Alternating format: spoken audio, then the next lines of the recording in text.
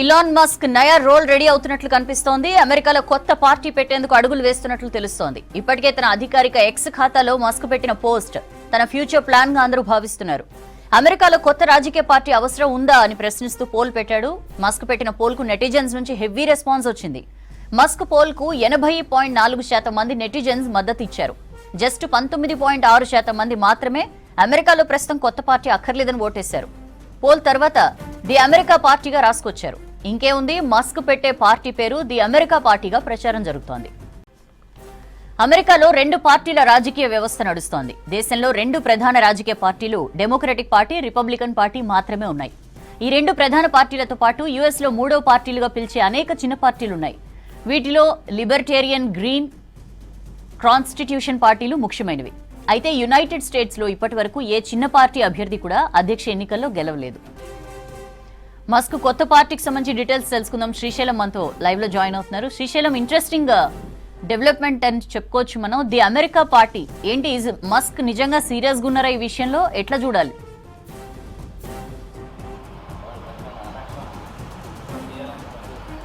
Present ఆయన పోస్టులను చూస్తే మాత్రం ఖచ్చితంగా ఆయన సీరియస్గా ఉన్నట్టుగా తెలుస్తుంది.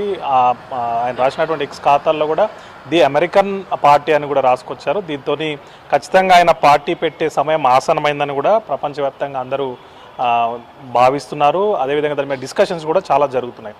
పెన్సిల్వేనియాలో ట్రంప్ ఎన్నికల ప్రచారంలో భాగంగా ఆయన మీద హత్యాయత్నం జరిగినప్పుడు ఎలన్ మస్క్ బహిరంగంగా మద్దతు ప్రకటించిండు. ఆ తర్వాత ఆయనకు అండగా నిలిచిండు. ట్రంప్ గెలవడంలో ఎలన్ మస్క్ది కూడా కీలకమైన పాత్ర అని చెప్తారు. బహిరంగ సభల్లో కూడా ట్రంప్ను పొగుడుతూ చాలా ప్రసంగాలు కూడా చేశారు. సో ఎప్పుడైతే ట్రంప్ అధ్యక్షుడిగా ఎన్నికయ్యారో ఆ తర్వాత ఆయన డోజ్ అధిపతిగా కూడా వ్యవహరించారు. ఆ తర్వాత అనేక సంస్కరణలు కూడా భాగమయ్యారు. ప్రజెంట్ వీళ్ళిద్దరి మధ్య కూడా ఏదైతే ట్యాక్స్ మీద సంబంధించినటువంటి bill, big and beautiful bill తీసుకొచ్చారో దాని తర్వాత వీళ్ళిద్దరి మధ్య వైరం తారాస్థాయికి చేరింది. దానివల్ల అప్పులు పెరుగుతాయి తప్ప అమెరికా బాగుపడదు అనేటువంటిది ఎలన్ మస్క్ ఆలోచన.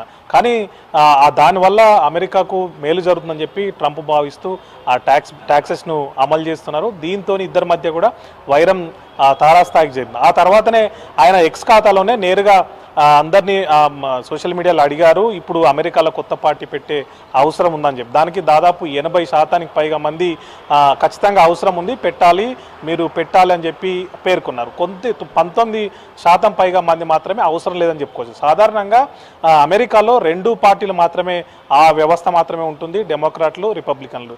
ప్రజెంట్ రిపబ్లికన్లు ఉండగా ఇప్పుడు 3వ పార్టీగా ఎలన్ మస్క్ పెట్టేటువంటి ది అమెరికన్ పార్టీ అని చెప్పి ఆయన రాసుకొచ్చారు. అది తీసుకొస్తారని చెప్పి అందరూ కూడా డిస్కషన్ చేస్తున్నారు. అయితే ఇప్పటి వరకు కూడా 3వ పార్టీగా చాలా చిన్న చిన్న పార్టీలు ఉన్నాయి.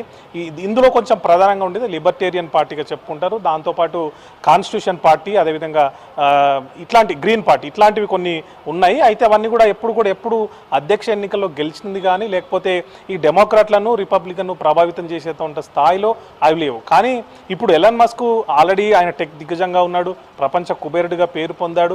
అట్లాంటి వ్యక్తి ఒక ఎన్నికను ప్రభావితం చేశాడు. ట్రంప్ గెలవడంలో బహిరంగంగా ఆయన మద్దతు ప్రకటించి ఆయన గెలవడానికి కూడా చాలా కృషి చేశారని కూడా చెప్పి అనాలిసిస్ కూడా ఉంది. ఈ నేపథ్యంలో నేరుగా ట్రంప్ను గెలిపించిన వ్యక్తి ఇప్పుడు నేరుగా పార్టీ పెట్టి బరిలోకి దిగితే ఖచ్చితంగా ఆయన ప్రభావం చూపిస్తారు అనేటువంటి డిస్కషన్ అయితే తీవ్రంగా జరుగుతున్నది. ఆయన అంటే సోషల్ మీడియాలో వరుసగా పెడుతున్న పోస్టులను చూస్తే మాత్రం ఖచ్చితంగా మస్క్ కొత్త పార్టీ వైపే ప్రయాణం చేస్తున్నారని తెలుస్తోంది.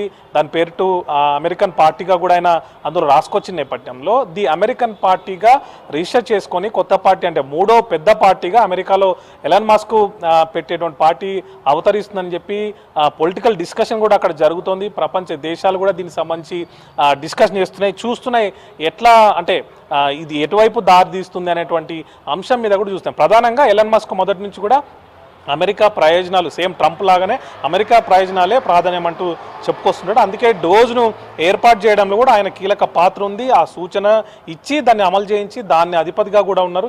ఈ నేపథ్యంలో అట్లాంటి వ్యక్తి అంటే ఒక దేశాన్ని ప్రభావితం చేసే విధంగా, అధ్యక్ష ఎన్నికలు ప్రభావితం చేసేగా ఉన్నటువంటి వ్యక్తి కొత్త పార్టీ పెడితే ఖచ్చితంగా ఆ ప్రభావం ఉంటుంది. చెప్పలేం ఆయన కూడా అధికారంలో అంటే అధ్యక్ష పదవి చేపట్టే అవకాశం లేకపోలేదు అనేటువంటి డిస్కషన్ కూడా తీవ్రంగా జరుగుతుంది. చూడాలి సౌజన్య, మనం కూడా ఏం జరుగుతుందో.